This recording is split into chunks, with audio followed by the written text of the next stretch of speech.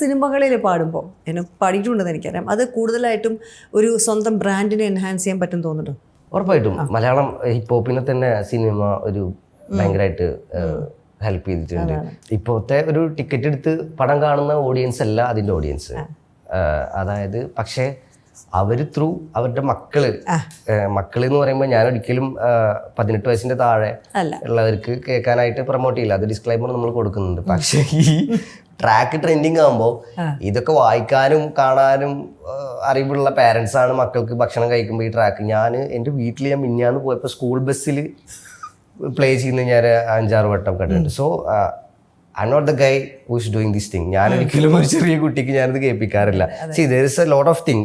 ഒരു 18 വയസ്സ് കഴിഞ്ഞിട്ട് കാണാനുള്ളതും കേൾക്കാനുള്ളതും അറിയാനുള്ളതും പഠിക്കാനുള്ളതും കുറേ കാര്യങ്ങളുണ്ട്. അതിന്റെ താഴേക്ക് കൊടുക്കേണ്ടത് താഴേക്ക് അറിവുള്ളവർ കൊടുക്കുക. മക്കൾക്ക് ഇതൊക്കെ കേൾപ്പിച്ചു കൊടുത്തിട്ട് എനിക്ക് സത്യം പറഞ്ഞ ഗുണമാണ്. ഇവർ വളർന്നു വരുമ്പോൾ എൻ്റെ ഓഡിയൻസ് ആയിട്ടാണ് അത് മാറുക. എൻ്റെ റവന്യൂ ആണ്, എൻ്റെ വീട്ടിലേക്ക് അരി മേടിക്കാനുള്ള പൈസയാണ്. സ്റ്റിൽ എനിക്ക് ആ പൈസ കിട്ടുകയാണെങ്കിലും അത്രക്ക് അതിൻ്റെ ആവശ്യമില്ല. പക്ഷെ അവരിപ്പം സ്പെൻഡിങ് കപ്പാസിറ്റി ഇല്ല, അവർ കേൾക്കുക എന്നുള്ളതാണ്. പക്ഷെ അത് ഇൻഫ്ലുവൻസ്ഡ് ആവും ചിലപ്പോൾ ആ പ്രായത്തിൽ ഇല്ലേ? ഇൻഫ്ലുവൻസ്ഡ് ആവും. പക്ഷെ അത് നമ്മുടെ ചെറുപ്പത്തിലും കുറെ കാര്യങ്ങൾ ഉണ്ടായിരുന്നു. നല്ലത് എടുക്കുക, ഇപ്പൊ അത്ര അത്യാവശ്യമില്ല എന്ന് പറഞ്ഞ കളയാൻ നമുക്കും ഒരു വിവേചന ബുദ്ധി. അതെ, ഞാനിതിൽ ഭയങ്കര ഞാനൊരിക്കലും ഭയങ്കര ഷെയിമായിട്ടല്ല പറയുന്നത്. ഇത് കേൾക്കാൻ പാടില്ലാത്തത് എന്നുള്ളതിലല്ല, അതിൻ്റെ ഒരു തെറ്റും